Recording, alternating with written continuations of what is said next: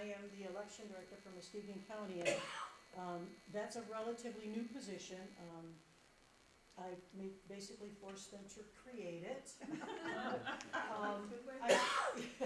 I started out as a deputy clerk for Dalton Township quite a few years ago, and then when the clerk resigned, I was the clerk, and then I went through the election in 2020 and was elected back to clerk at Dalton, and then the election specialist position came open at Muskegon County, and I have a love for elections, so when that came open, I jumped at the chance and went to work for the county in 2020 as an election specialist, but I'm also very frugal, so the county was paying someone to do elections, the ballot programming, and a lot of things for the elections were paid to an outside consultant, so I took it upon myself to go and take the training and learn how to program, so now I do the programming for Muskegon County, hence I made myself an election director, but they agreed. This year, probably, if we would have had to have someone come in and do the elections, the county would have paid probably between $30,000 and $50,000. So that was my goal, was to make everything in-house in Muskegon County. So that's how I ended up the election director. We can do many things. I think the goal here today is to go over the ballot, to see what's on the ballot, so everybody understands what's happening in August and then what will happen in November. So the August ballot, it's not necessarily unique, but a lot of people have a lot of confusion about it because it is as a primary, the election where it's partisan. So, and I brought these little flyers that I made up. We made them up a couple years ago, but we use them all the time, and you need to stay in your lane. So if you take a ballot and you look at it, on the right side is the Democratic Party section, in the middle is the Republican Party section, and on the left is the proposal section for schools and whatever else is on the ballot. But when you look at these first two... I think you're backwards for us, but that's okay. She's telling it to you as if you were facing your own ballot. This is your ballot. On the left. On the left. On the So center, yeah, so on it's the on the right. left, yeah. I'm looking at it at the right, but yeah. But you can see it's very, I made sure you could see the Democratic Party section and the Republican Party section. So once you start on this ballot, if you're gonna vote Democratic, you have to stay Democratic. And that's on the front and the back, because precinct delegates are on the back.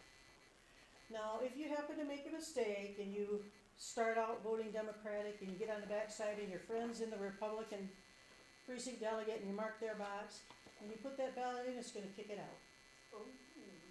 It's gonna tell you that you made a mistake and you voted for both Democrat and Republican.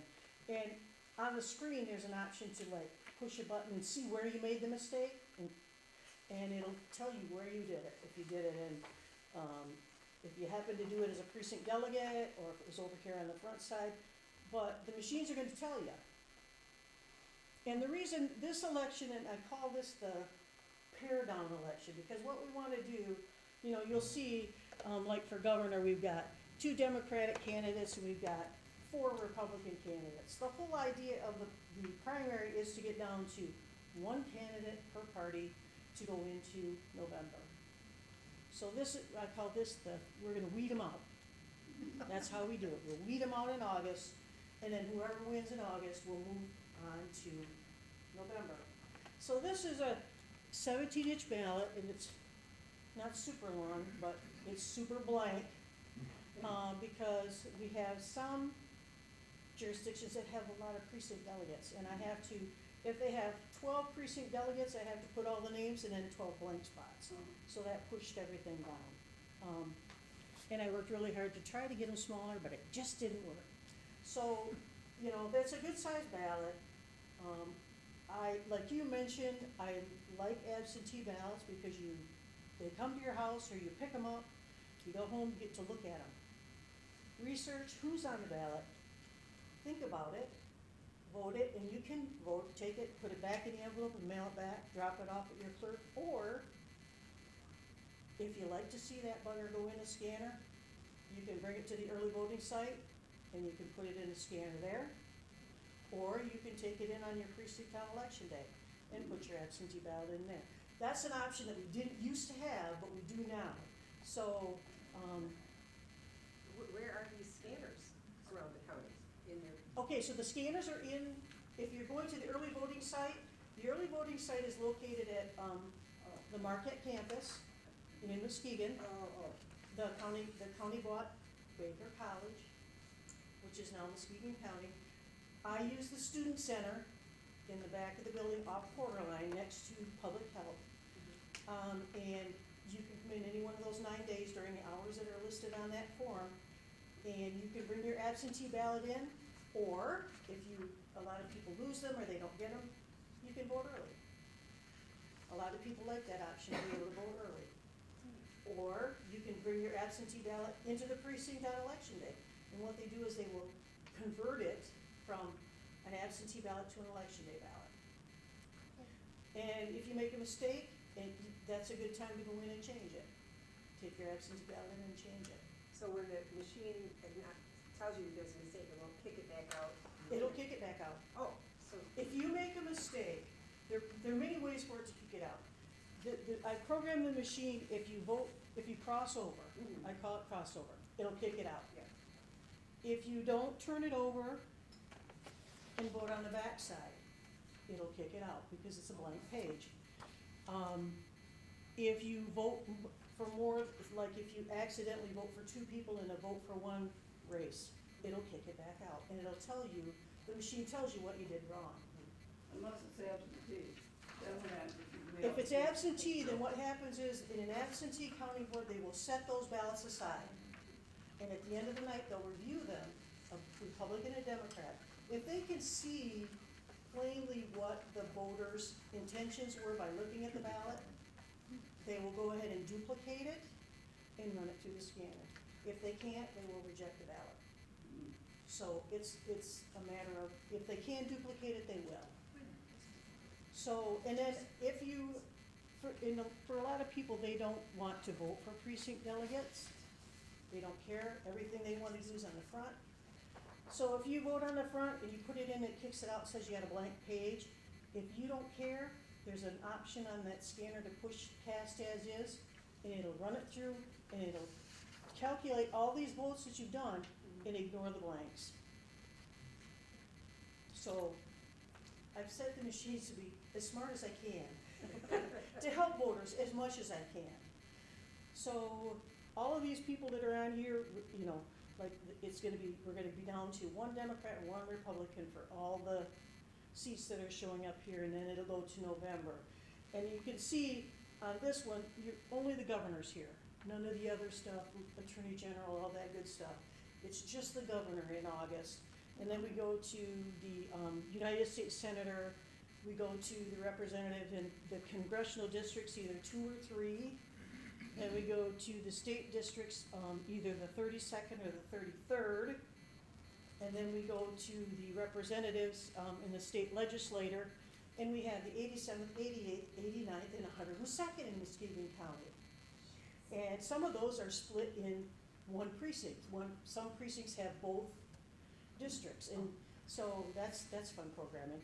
But yes, so that's why we go into some precincts and they have an 1A and a 1B, because they might have a split of a congressional district or something like that. Yeah, If your ballot is rejected for some reason, is there a process for making a correction? yes.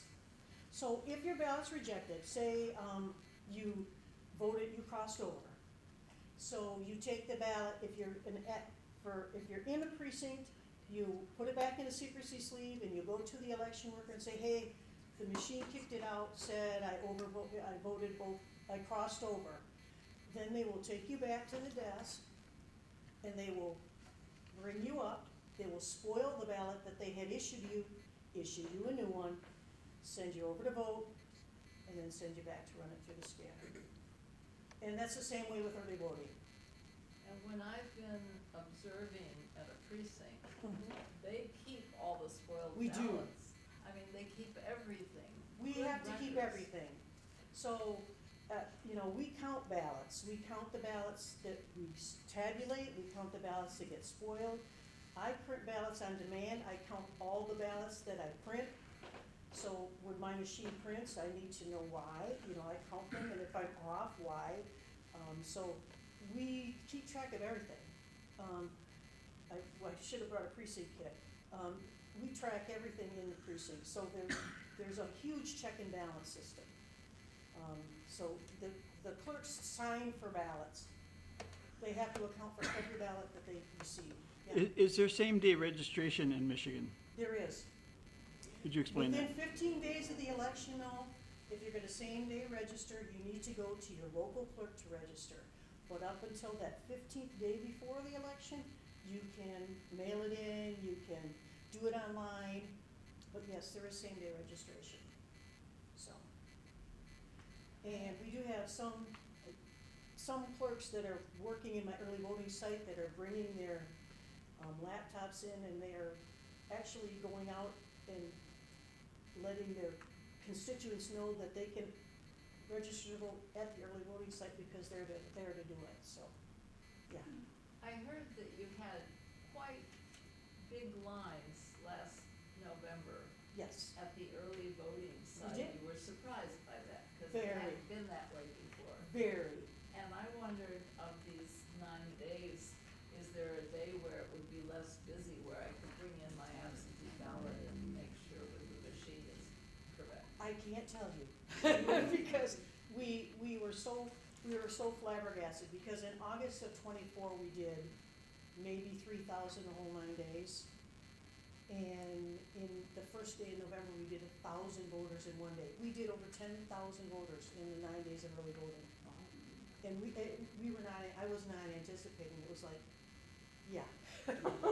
We got smacked, but we made it. I mean, I had people going all over the state picking up ballots because I had no ballot stock. I never anticipated 10,000 ballots. So I had people, people running all over the state getting supplies for me, and nobody in early voting knew it, but they were running around for me.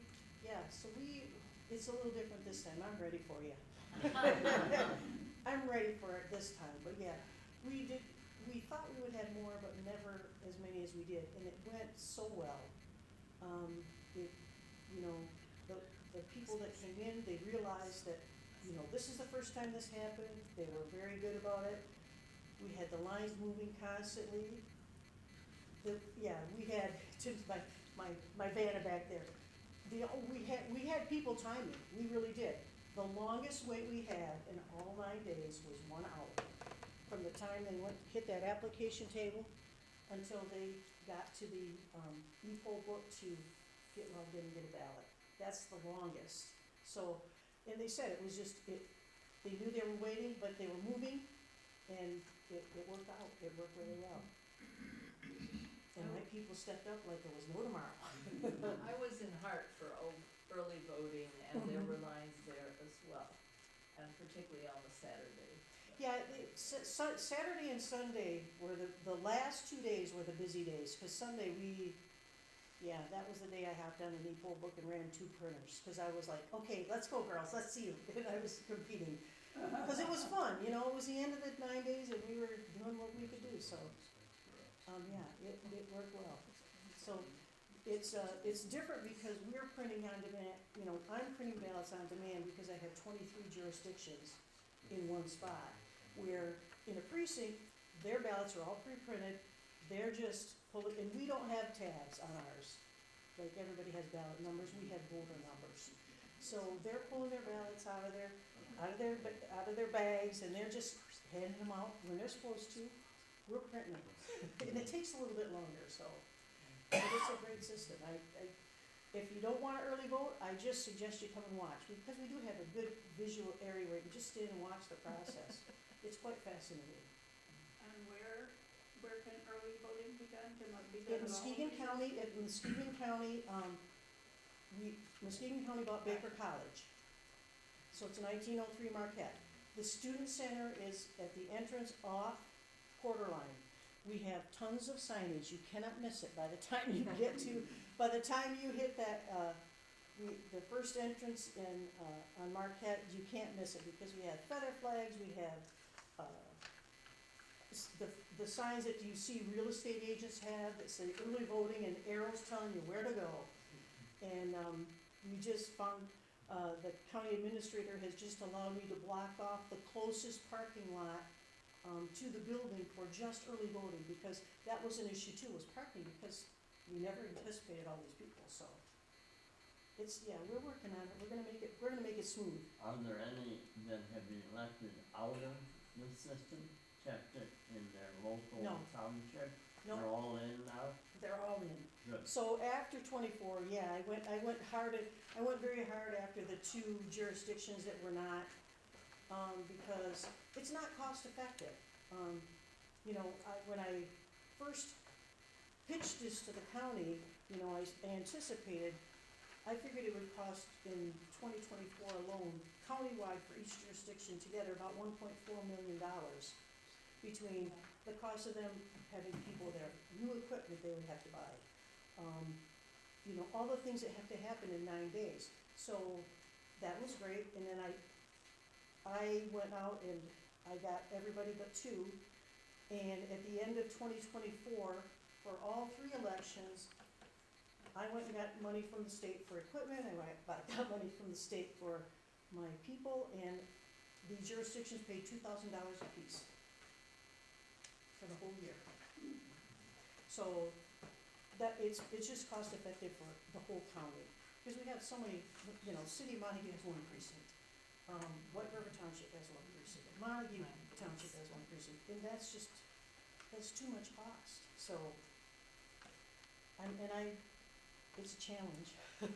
Now it's a challenge. This time it's gonna be a challenge to push them through with, you know, much less than an hour rate, and I think we'll do it. Yeah, The yellow and white ballot you have there, that's for the primary, this is for the primary. so that there's another ballot that's gonna be a whole lot longer. So I went and cause you and I had talked about this. Yeah. So I went back to 2022, cause I have to keep every election. I pulled up November of 2022, and pulled up a sample ballot from November of 2022.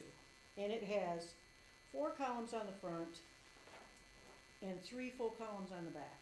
And that's pretty much, you know, depending on whatever proposals we have, that's pretty much what the November ballot's gonna look like. And, yeah, and it's still only 17 inches, and I'm gonna shoot for that, but yeah. So, because it is hard, it's hard for me, you know, it's hard for our machines. We ran 20-inch ballots in November of 2024, and those machines were pumping them out. And it's hard, because they have to flip them over, print on both sides, so the smaller I can get it, the better I like it, so. At what point would you like to pass those sample, the packet of samples for the primary? I can pass it around and they can look at it. I did not bring enough, this is just a complete county-wide sample. I didn't bring enough for people to take samples. So if they wanna look at them, absolutely, they're more than welcome to look at them. And you look at the top to see where Yep, your. so at the top, it's gonna say primary election, the election date, Muskegon County, Michigan. The very bottom line is where it is. So this one is, I put the City of Montague, precinct 1 on top. So, Pass yeah, them you can around. pass them around, absolutely. So on this one, I mean, it's real busy, because we've got a lot of candidates, and we're gonna get down to 1 and 1. And then in November, they all come back on, but you know, of course, we have the governor, and then the lieutenant governor, and then we have the secretary of state, the attorney general. Those are the big offices for the state election. And it's not only one party at that point. Then we had, you know, we have the Democrat, Republican, we had the Libertarians, we had the Green Party, we had the working class, we had the National Labor, and I forgot what UST is, but the UST party. So we add all of those people onto the ballot, and it gets pretty big. And in November, you don't have to stand in your lane anymore. And there is actually a section where if you wanna vote straight party, you can vote straight party. You know, click one box, and if you're good with it, it all goes. Or you Except- can jump back and forth, Except the nonpartisan ones. except for the nonpartisan ones. So, and that's where we get to then you get to the nonpartisan section. We try to be, you try to make it so you can see the nonpartisan is a darker gray with white lettering. And here's the partisan section, here's the nonpartisan section, because then, once you get past the state and, and the state government and the locals, because we do have some partial terms on here for locals. We have, Whitehall Township has a clerk position, a 2-year position. Dalton Township's clerk is on for 2 years. We have a couple of treasurers that are partial terms that have to be filled because they were appointed before the deadline to run for this election, so they have to run again. And then we get to the nonpartisan section where we hit the judicials. So it'll be Justice of the Supreme Court, Court of Appeals, more judges on the back, here we go. The local judges are on here. And then we get to, once we get past those, then we get to the Community College Board of Trustees, local school districts are on here, and then the proposals. And every school district in Muskegon County and some outside that bleed into Muskegon County have some seats open on their school boards. So I have, lots. But they're not all on the same ballot. It depends on where they are. Like in this area, Montague schools will have their school board seats open. And I think and the city councils, we had some Montague City Council switch from an odd year to even year elections. So Montague City Council's on the ballot this time. Whitehall City Council's on the ballot because they switched from the odd election year to the even election year. Montague Public Schools has, they have 2 6-year seats open and 1 2-year seat open. Muskegon Heights is the big one. They had a lot of turnover and they have 4 4-year positions open and 1 2-year position open, so they'll be on the ballot. So every school district has some seats up, and they'll be on the ballots wherever their school districts fall. And that's my job, to make sure I put them in the right spot. So, and it is a lot, and of course we have the college boards, the State Board of Education, Regency of the University of Michigan, Trustee of Michigan State, Governors of Wayne State, yay. You had a question? Are there any runoffs does it have to exceed 50% if there are more than two candidates? No, Okay. no, we don't have runoffs. What it is it's gonna be an all or nothing. Whoever wins as the Democratic candidate is gonna be it. Whoever wins as the Republican candidate is gonna be it. So, Highest vote getter. yeah, highest vote getter, that's it, so. So what about proposals? We know for sure we're going to have the Constitutional Convention. Can you mention that? That's a proposal? That's in the fall. That's Yeah, I know. I don't know, I haven't heard, that hasn't come down to me yet. Well, it's every 16 years, so Yep. we're just due for it. Yep, and it hasn't, I wait for the state of Michigan Yeah. to send me that, yes, you're gonna have this. I don't have any, is that This it? is the Muskegon Oh. one. For MCC in August, yep. MCC has a millage on to restore their, millage back up to what it was when they had it, voted in 1993, because Headley has dropped the millage rate down. So they're requesting that. We have, Whitehall Township has 2 proposals, their operating millage, one's an operating millage and one's a millage for roads. I'm trying to think of another one, I think that's the only one in this area. Fruitland Township has a millage for their White Lake Ambulance Authority, because they wanna come back on. Right. And they have agreed to, but now they have to put the millage out to the voters and have the voters to agree to, fund it, so that's a big one up here. And then, Fruitport Township has 2 renewals, one is for fire and one is for, public safety. It's actually, proposal-wise, we're pretty, I mean, it's pretty small. We only have Reese Puffer School District and Grant Public Schools, on August. So, Reese Puffer Schools has an operating millage and Grant has an operating millage, and they're both renewals, so, it could have been a lot bigger. But as far as I know for now, I have nothing in, I have one in the works, but they haven't received formal, notification that we will have it on, but that will be a countywide. That will be in the fall. That will be in the fall, in November, yes. Did you want to talk about the clerk's duties that you have outlined up here? It was entirely up to you, because this is what I did, because people were questioning, what is the process for, what do clerks do? What is their job? And this is actually, I stole this from Brenda Morgana, the city of Whitehall. She uses this in the Whitehall Public Schools, government classes. And it is just totally informational. So what does a clerk do? I mean, for our local clerks, it's more than just elections. For them, elections are a teeny piece. So she wanted to go through and she said, she wanted to let them know what the clerks do. And then also, she does a mock election, which I'm actually gonna do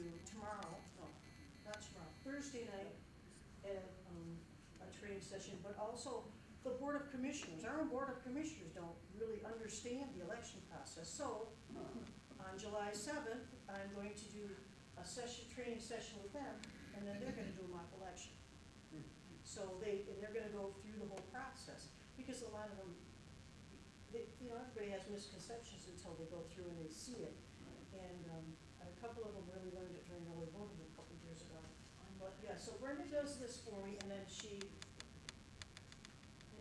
goes through and talks a little bit about Muskegon County. We have 7 cities and 16 townships. We have 67 precincts and 23 clerks. And then, you can go online at michigan.gov vote. She talks about when you register to vote, you get a voter ID card, and it tells you where you go to vote, and the address. And then she just goes over, this shows all the jurisdictions in Muskegon County, the pinkest city. We have 4 villages in Muskegon County. We have the villages and then, the townships. So she does a really good job helping us inform and teach our students. And I actually had a student from Whitehall send me an email and said, I want to work your early voting. What do I do? Oh, cool. Great, I'm excited, I want to see it. So she talks about the election on the even years. During the presidential, we have a primary solely for the presidential, either February or March. In August, we have the primary where I call it the pare down election, where we're gonna pare down to one candidate for each major party, each political party, and then in November, we decide. On the odd years in May and August, those are our special elections, and everybody prays that we don't have somebody put something on the ballot, because then we don't have to do anything. Save money. Exactly. In August, on the odd years, depending on the charters for the cities, sometimes we have to have a primary, because if you have more than 2 times the number of seats open, you have to have a primary to drop it down. A lot of the cities say, don't need anybody want to, just slide us through to November. And then in November is the city elections for the cities that still are on the odd years. And then, we have specific, positions open, and then school boards if they fall. So, Brenda's very good about that, and this is great. And then she talked a little bit about the 2020 election and, the claims, what happened, and what actually, the effects of it. But, to date, there was no evidence found that there was widespread fraud, in Michigan or anywhere else. But Michigan seems to be a key state in presidential elections. So we're under the microscope always, we're under that glass. And so we're very, very, very conscious, and we do, with their checks and balances, we have, so, you know, there's a chain of custody, everything has to be documented. When a clerk picks up ballots, they have to sign for them, and they have their ballots listed. When they are bringing the election results back to my office at night, everything is under seal. Everything goes in and it comes into me and they sign that they delivered it and what they delivered. I bring it in, I break the seal, verify the seals, and then I will upload the election results on my machine. And at the end of the night, it's unofficial, but then I will post the unofficial results and tell the canvass. And everything that they bring in is sealed that goes to the canvassers. And then I make sure that I get it together and get it to the canvassers, and they break those seals, and then they start doing the canvass. So everything is documented. I mean, It's complex. yes, it's very, very complex. I mean, you know, the polls at 8 o'clock, they're not done, Right. and I'm not done. There've been, in 2024, that was my 5 o'clock in the morning on Tuesday to 4 o'clock in the morning on Wednesday. So it happens, you just do what you gotta do. So in election security, she talks about that. The ballots that have come in, they're under lock, they're locked. Everybody has a vault, they're locked in the vault. They're not laying around. Right now they're doing equipment testing because absentee ballots are ready to go out the door. But they test the equipment first to make sure the equipment's doing what it should be doing and reading the ballots the way it should. And then, we do that's the initial testing, and then we do a public accuracy testing, which I've scheduled for July 20th for them at 10 a.m., because they'll be done in one day. I have it scheduled for 3 days for early voting because I have 13 jurisdictions that I have to test ballots for. And then so we test, and the machines are sealed, the seal numbers are marked in the poll books, everything is double checked, verified, rechecked. On the day of the election, the election workers check the seals again, to make sure that the seals match from the public accuracy testing. So there's a process where we double check and triple check to make sure that everything is locked and no tampering. And then the vote at home, she talks about the vote at home. You can submit an application, and I do have applications to get an absentee ballot. So you request to get an absentee ballot. The ballot comes to your house. The voter marks the ballot. They can send it back and return it to the clerk through the mail, through a drop box, or they can take it in on election day, and they can, we talked about that, you can put it in a scanner and see it go. And then if you send it back to the clerk takes the envelope, verifies the signature on that envelope with the signature that's in the voter file to make sure that whoever signed it matches. If it doesn't match, they're gonna send out a letter to that person and say, we received your absentee ballot, but the signature does not match. Here's what you need to do to solve this. If that's solved within, if it comes in on election day, and if they date for, people with absentee, we call them signature cures. They have until the Friday after the election to cure the signature problem. If they do, then those ballots go to the Board of Canvassers and they are tabulated. Could you say something about the expected mail time that we're dealing with this year? Well, I don't know. I truly don't. You know, you've heard about where they don't have to stamp them as received in Grand Rapids right away. And we're pushing right now, and I've been talking with the state of Michigan about prioritizing like it used to be election mail. When I first started working as a clerk in 2018, none of our absentee ballots left Muskegon County.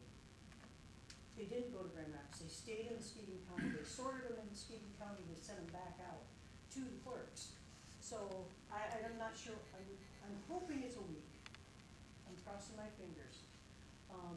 I always tell somebody, if you're close to the election day, you've got an absentee ballot in your hand, take it to your local clerks, take it to your drop box, because you get it to the drop box, and that clerk is checking that drop box, depending on how big the jurisdiction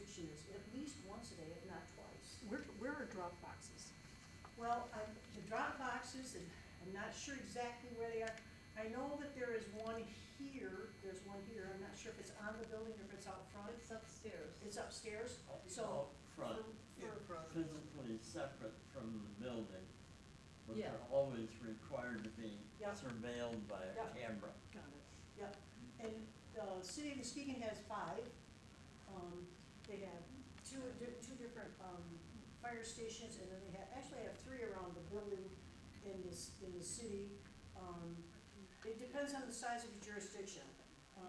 Because of the size of the city of Montague and the 1 precinct, they only have to have 1 drop box. Now, it can be, as, like you explained, it can be sitting outside the building, but it has to be under a camera, or it can be in the side of the building. A lot of them do have them inside the buildings. Since I've registered to vote when I got my driver's license, are you saying on this that they're using my signature as it appears on my driver's license? Yes, Okay. and if there's a discrepancy in. Yeah, I sign my name differently Yeah. on different things. And so if it comes up that they look at it and say, hey, this doesn't work, they'll probably have you sign a form again. Right. And when they get it, that new signature, they'll upload it. And that'll be a secondary signature in your voter file. Well, if I vote on election day, how do they do they look at my license? How do they know who I They do. am? They look at your license, they look at the picture ID that you presented, and verify that your face matches the face on the So the picture. only thing you need is your driver's license Driver's to vote. license on election day. Thank you. Yep, or a picture ID. It's your driver's license, state ID, passport, government, my government ID. College IDs, yeah. The what? University ID card. Yes, if, any picture ID that comes from a government or school entity. Right. Also concealed pistol licenses now, because they are picture IDs. The one thing is that the only things, there are 2 things, this driver's license and the state IDs can be expired to be acceptable. Everything else has to be current. So you can't bring in an old college Passport. ID or old passport that's expired. So I tell people that because it doesn't happen often, but it does, it may. So they need to know that the only 2 things that they can accept that are expired are the driver's license and the state ID. And then she talks about the absentee county boards. So a lot of the bigger jurisdictions have county boards. I know that Kelly, she is going to have one this year because of the election's so large. So the county board, their responsibility, it's a separate room, a separate location. They have separate inspectors. They need to have at least 3, 2 Democrats, 1 Republican, 2 Republicans, 1 Democrat. So you wanna make sure you, have both parties present. They're gonna verify the ballots that they've received with the list. They're going to work in teams. The signature checking, that's done by the clerk. They won't have to do the signature checking. And then what they do is they, as teams, they will open the envelope and they will pull out the secrecy sleeve just far enough to see the ballot number and verify that the ballot number on that ballot matches the outside of the envelope. If it's good, put it in a pile. Once they do that, then they go through and they will tear out all the ballot stubs. And they will take the ballots out of the secrecy sleeve, out of the envelope, set the envelope aside. And then in stacks of usually it's 25, they'll start taking the ballots out because now that we don't know who it was or what they had, they lay them out flat, put them in stacks of 25, and then the Democrat and Republican will feed those ballots into the machine. And at the end of the night, the number of ballots that came into the precinct have to match the number of ballots that were scanned. And if not, then we need to start looking. Yeah, that's a big job when you're off, isn't It is. That's why we always work to not be off. And a lot of times, and we do that, you stop and check halfway through. So I've done 300 ballots, the machine says 300. So if you catch it early, it's a lot easier to find the 1 or 2 different discrepancy at 4 o'clock in the afternoon than it is at 9 o'clock at night. So That's what we try to tell people, to do checks during the day. And then, voting at the polls, of course, you go in and you fill out the application, you have you fill it out, make sure you have your ID out, get in line, hopefully the line's not long. Then you will, you'll receive the ballot instructions, and one of the things we're gonna make sure, we have the flyers right there and all over the place to tell people, you know, stay in your lane, this is a partisan election, you need to make sure you don't cross over. And then you're going to go to the e-poll book, which is just a laptop like this, they're gonna find you in the system, pull you up, they will issue you a ballot. They will say, okay, put it in a secrecy sleeve, which I brought just so you could see. Put the ballot in the secrecy sleeve, send you to the voting booth, and say, vote the ballot, and then when you're done voting, usually they have a station where you go to check in, they'll take your application to vote. At that point, they'll tear the ballot stub off and say, go to the scanner, and if everything's good, it'll go in, and it'll go through, and you'll see an American flag, it'll say, da-da, you did it. That's beautiful. You know, the checks and balances, prior to opening the polls, again, the election inspectors verify all the seals on the equipment, they check all the equipment, they check the scanner to make sure it says 0, they open the ballot box, make sure there's nothing in there, close everything up. They have to make sure, you know, they're making sure that the ballots that they received, that they have sitting next to them match the ballots that they signed for. And then, we also, one of the big things that I don't see on here, but we wanna make sure that our precincts are, the flow is good, there are no barriers. If somebody comes in, they know where the voter assist terminal is, so they can go with that. We wanna make sure that everything's free and, I say free and clear, but we want people to come in, do what they wanna do, and walk out and say, you know, that wasn't so bad. I'm hoping. And then for poll security, so after the close of polls, after they do their work, they go to a receiving board. So that's a Democrat and Republican, and basically what they're doing is they're bringing all their paperwork in, and these two people are gonna check it. They're gonna make sure that they have their poll books, their statement of votes, that they have their envelopes that need, one goes to the county clerk, one goes to the, actually goes to the probate judge, and then one stays with the local clerk. They're gonna make sure that all that paperwork is correct, and then they have to sign. It said, yep, we checked it, everything's good, and that we put in their poll book, and we put that for our records. And then, the results are certified by the county canvassers, and the canvassers start meeting at 9 o'clock on Thursday after the election. And we go until we're done. And hopefully it won't take 5 days. I scheduled 5 days, but hopefully it won't take 5 days. I have a question. Mm-hmm. The word canvasser is a little confusing, or was to me for a long time. It just means the larger unit check. It is, it's, Of the so process. basically, the board, the county board of canvassers, they are appointed by the Board of Commissioners, okay? And they represent the Republican and the Democrat Party evenly. And then, as a county clerk, if we have alternates, the county clerk is, she has the option to take the people that were presented from the parties and pick alternates that can work on the canvas in case someone can't be there. Or, in the case of we have large elections, we want more canvassers there because we don't want to be there for 15 days. So, and they basically, they're taking the paperwork that was brought in by the clerks and they're verifying all the paperwork is done correctly. They're verifying the totals from the machine matches the total of ballots that were sent to the clerk's office. Making sure that if there were spoiled ballots, that they were taken care of correctly. So basically what it is, they have like a balance sheet. And the balance sheet says, these are the number of ballots you got, these are the number of people who vote. You subtract out your spoiled ballots, this is how many ballots we have left, at the bottom it should be 0. That means everything balances. If it doesn't, then you're checking. And and we don't wanna see it. And then post-election audits, now those are different, I do post-election audits based on what the state of Michigan tells me.